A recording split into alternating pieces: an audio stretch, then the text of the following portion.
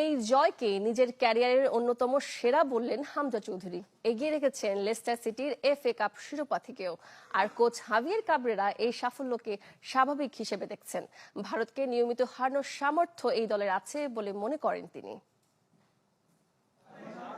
দলের মধ্যমণি, দর্শকদের আগ্রহের কেন্দ্র। সংবাদ সম্মেলনেও স্পটলাইটের আলো তার উপর। পুরো বাংলাদেশের ফুটবলের নিউক্লিয়াস হামজা চৌধুরী। এত ব্যস্ততা, চাপ আর পরিশ্রমের পরও হাসতে জানেন, সবার অনুরোধ রাখতে জানেন। খুব ভালো লাগছে, আলহামদুলিল্লাহ আমরা ফাইনালি উইন করছি।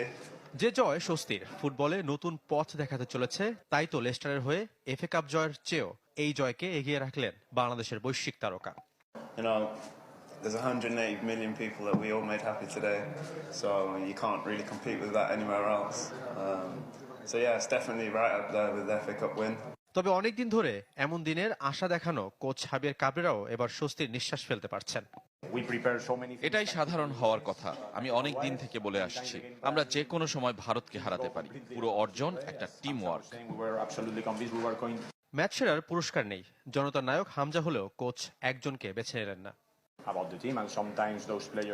এই জয়ের জন্য একজনকে কৃতিত্ব দেব না, পুরো দলের অর্জন। হামজা, ইমন, রাকিব, মোরসালিনরা যেমন ভালো খেলেছে, সমিত তপুরাও কম যায়নি। মিতুলের কথা না বললেই না। কিছু ভুলের কারণে স্ট্রাগল করছিল, ফিরে আসা কঠিন ছিল, কিন্তু সে সেটাই করে দেখিয়েছে।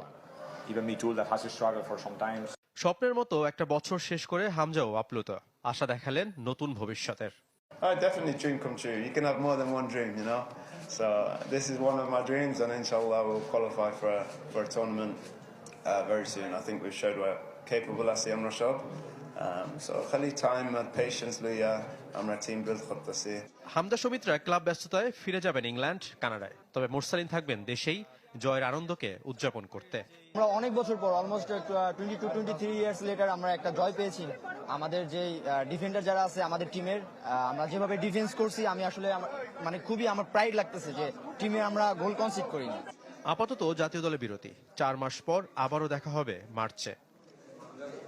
শাফায়েত মিদুল, চ্যানেল 24, ঢাকা।